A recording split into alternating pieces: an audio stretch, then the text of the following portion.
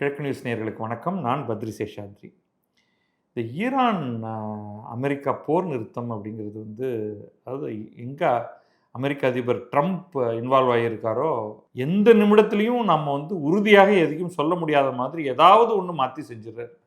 நம்மளே ஒரு நாளைக்கு ஒரு காணொளி தான் போடுறோம் இந்த ஈரான் போர பத்தி. இன்னைக்கு ஒண்ணு சொன்னா, நாளைக்கு கட்டாயமா அதுக்கு அடுத்து முன்னேற்றம்னு பார்த்தா கம்ப்ளீட்டா 180 டிகிரி டர்ன் பண்ண வச்சிடுறாரு. இப்போ இதோ அமைதிக்கு வெகு பக்கத்தில் இருக்கிறோம், நெருங்கி விட்டோம், அமைதி வந்து விட்டது, இந்த வாரமே முடிந்துவிடும் அப்படின்னு போட்டிருந்தாரு. ஆனா பயங்கர எஸ்கலேஷன் ஆயிருக்கு. அவங்க நியூக்ளியர் ஃபியூவல் எல்லாம் எங்கள்கிட்ட கொடுத்துட போறாங்க. இதை பாருங்க, லெபனானுக்கும் இஸ்ரேலுக்கும் இடையில போர் நிறுத்தம் நடந்துருச்சு, இப்பயே முடிஞ்சு போறேன், நானே பாகிஸ்தான் போய் இஸ்லாமாபாத்தில் போய் கையெழுத்து போட போறேன் என்று சொல்லி கொண்டிருந்தவர் அடுத்து என்ன ஆச்சுன்னா, டக்கு டக்கு டக்கு டக்குன்னு பிரச்சனை அடுத்தடுத்த லெவலுக்கு போயிருக்கு. பாயிண்ட் நம்பர் 1, ஈரான் அறிவிச்சது நாங்கள் ஹார்முஸ் நீரிணைப்பை திறந்து விட்டோம், ஏன்னா நீங்கள் லெபனான்ல போர் நிறுத்தம் சொல்லிட்டீங்க, வி ஆர் ஹாப்பி அப்படின்னு. இவர் என்ன சொன்னார் ட்ரம்ப் பதிலுக்கு, நீ என்ன வேணாலும் பண்ணிக்கோ, ஆனால் நான் உன் மீது பண்ணியிருக்கக்கூடிய பிளாக்கேட் தொடரும் அப்படின்னு. கொஞ்ச நேரத்தில் ஈரானுடைய படை தளபதிகள் அவங்க என்ன பண்ணிட்டாங்க அப்படின்னா, நாங்கள் ஹார்முஸ் நீரிணைப்பை திரும்பவும் மூடிவிட்டோம் அப்படின்னு.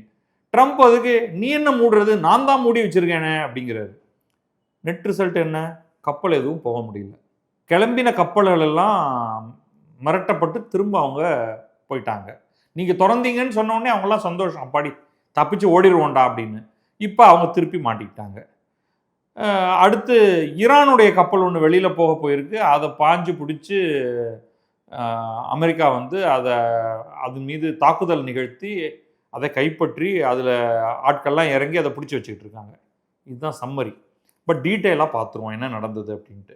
ஞாயிற்றுக்கிழமை அன்னைக்கு என்ன நடந்திருக்குன்னா, யுஎஸ் பிரசிடென்ட் டொனால்ட் ட்ரம்ப் சொல்கிறாரு, எங்களுடைய படைகள் ஈரான் கொடி ஏற்றிய ஒரு சரக்கு கப்பலை, அதுக்கு பேரை அவர் சொல்கிறது டூஸ்கா அப்படின்னு பேர், அந்த கப்பல் எங்களுடைய நேவல் பிளாக்கேடை தாண்டி போக பார்த்துச்சு. நாங்கள் வார்னிங் கொடுத்தோம் ஹார்முஸ் நீரிணைப்புக்கு பக்கத்தில், அது கேட்கல, வேறு வழி இல்லாமல் நாங்கள் ரிட்டாலியேட் பண்ணி அதை தாக்கி அதை கைப்பற்ற வேண்டியதாக போயிடுச்சு அப்படின்னு சொல்லிட்டாரு. ஸோ அவருடைய ட்ரூத் சோஷியல், அவருடைய சொந்த சமூக வலைத்தளத்தில் அவர் என்ன சொல்லியிருக்காருன்னா, இந்த தகவலாம் கொடுத்துட்டாரு.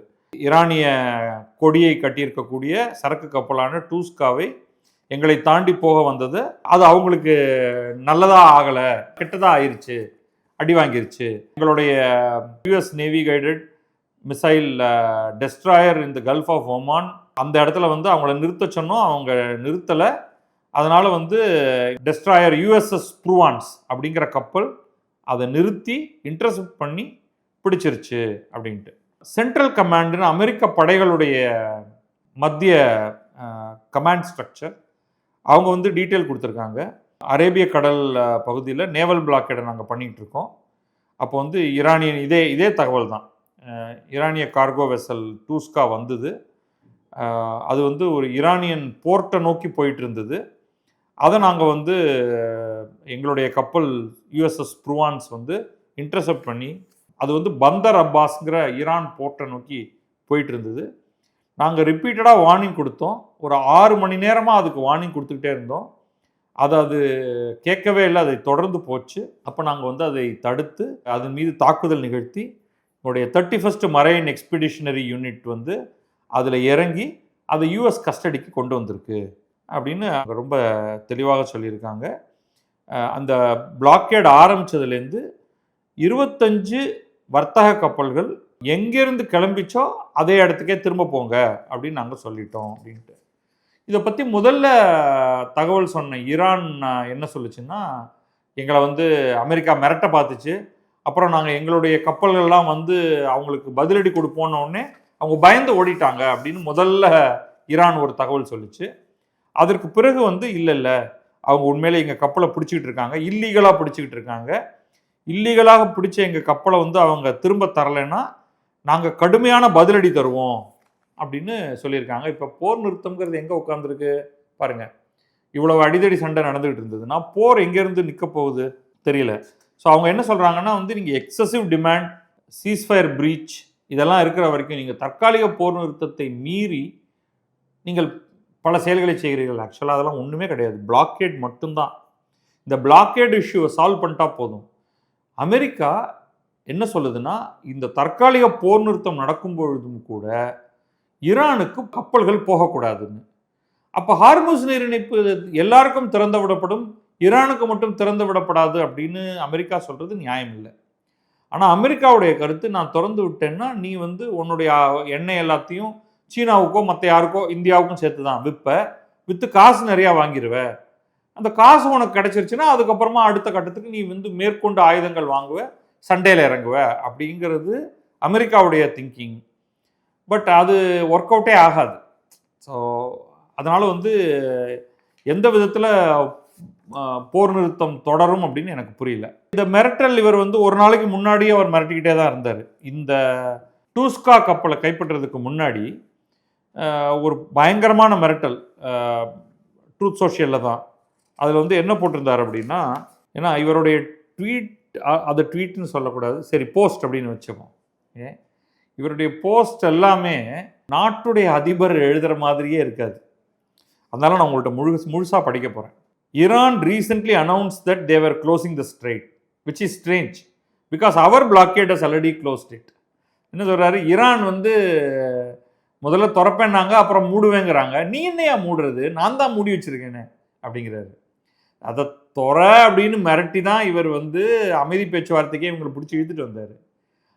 அதை தொறன்னு சொன்னவன் திறக்கிறேங்கும் பொழுது இல்லை நான் மூடிட்டேன் அதை அப்படிங்கிறாரு இவர். They are helping us without knowing. And they are the ones that lose with the close passage, $500 million a day.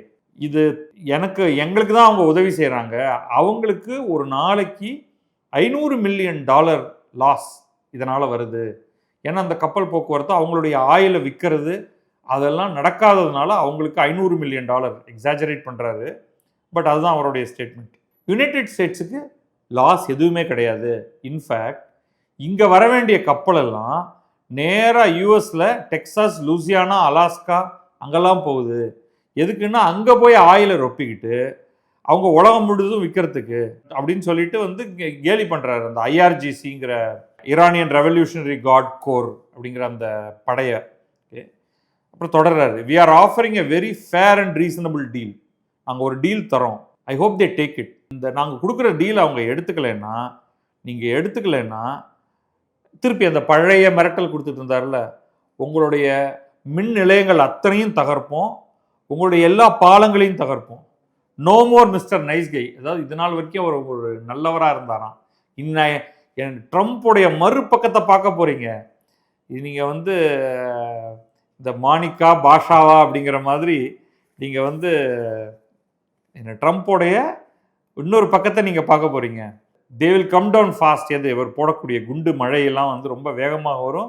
இதெல்லாம் இந்த அமெரிக்கன் சினிமாவில் வர மாதிரி சொல்கிறாரு. They will come down fast, they will come down easy, and if they don't take the deal it will be my honour to do what has to be done which should have been done to Iran by other presidents for the last 47 years.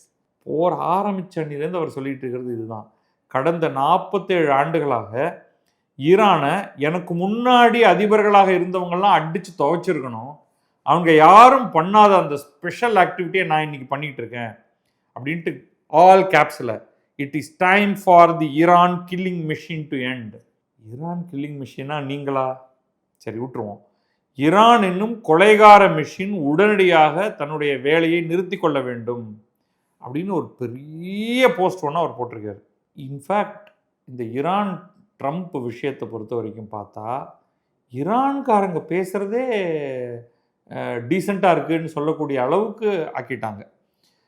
அங்கே அவங்களுடைய தலைமை negotiator Mohammed பாகர் Ghalibaf, அந்த நாட்டுடைய நாடாளுமன்றத்துடைய அவைத் தலைவர், அவர் ஒரு television அட்ரஸில் என்ன சொல்லியிருக்காருன்னா, அமெரிக்காவோட நிச்சயமாக பேச்சுவார்த்தையில் முன்னேற்றம் இருக்குது, அதுதான் அவர் சொல்கிறது. ஆனால் நிறையா இடைவெளிகள் இருக்குது. அப்புறம் சில ரொம்ப அடிப்படையான விஷயங்களே நம்ம அதை ஒன்றும் கிராஸ் பண்ணவே இல்லை.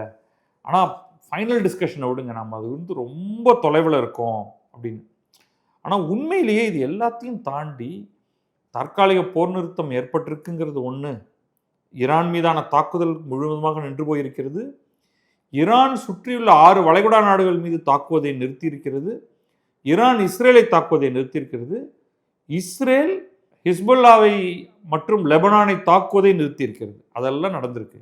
ஆனால் இந்த ஒரு 2 நாளில் இந்த 2 வார தற்காலிக போர் நிறுத்தம் நிற்கும். அதை எக்ஸ்டெண்ட் பண்ணலைன்னா பிரச்சனை. ஆனால் தொடர்ச்சியாக இப்போ அமெரிக்கா தான் இதில் வந்து ஒரு முட்டுக்கட்டை போல எனக்கு தோன்றுகிறது. ஏன்னா ஹார்முஸ் நீரிணைப்பை திறக்க நாங்கள் தயாராக இருக்கிறோம்னு ஈரான் சொல்லும் பொழுது, நீ என்ன திறக்கிறது, நான் மூடி வைக்கிறேன் அப்படின்னு அமெரிக்கா சொல்வது என்பது சரியல்ல. இந்த இஸ்ரேல் லெபனான் பேச்சுவார்த்தை நடந்து தற்காலிக போர் நிறுத்தம் அதற்கும் அனௌன்ஸ் பண்ணப்பட்ட உடனே உலக சந்தைகள்லாம் இதை பயங்கரமாக கொண்டாடின. பங்குச்சந்தை மேலே போச்சு, எண்ணெய் விலை, கச்சா எண்ணெய் விலை வீழ்ந்தது. ஆனால் இப்போ வந்து திருப்பி நம்ம சிக்கலுக்குள்ளே தான் உட்காந்துக்கிட்டு இருக்கோம். ஒரு அடி மேலே 10 அடி கீழே அப்படிங்கிற மாதிரி இது போயிட்டு இருக்கு. பார்ப்போம். இது வந்து இன்னைக்கு இப்படி சொல்கிறோமா, நாளைக்கு முற்றிலும் மாறி இன்றைக்கே வந்து இஸ்லாமாபாத்துக்கு அமெரிக்காவும் ஈரானும் திரும்ப பேச்சுவார்த்தைக்கு போகிறாங்க. ஸோ அதில் என்ன நடக்க போகிறது அப்படிங்கிறது தெரியல. ஸோ இது வந்து ஒரு ஒரு ஃபோக்கஸ்டாக அடுத்தடுத்த கட்டத்துக்கு எங்கே போகணும் அப்படிங்கிறதுக்கு வந்து தனியாக ட்ரம்ப் மாட்டுக்கு ஏதோ ஒன்று பண்ணிகிட்டு இருக்காரு. பார்ப்போம் என்ன நடக்குதுன்ட்டு. வணக்கம், நான் பத்ரி சேஷாத்ரி. இது கிழக்கு நியூஸ்.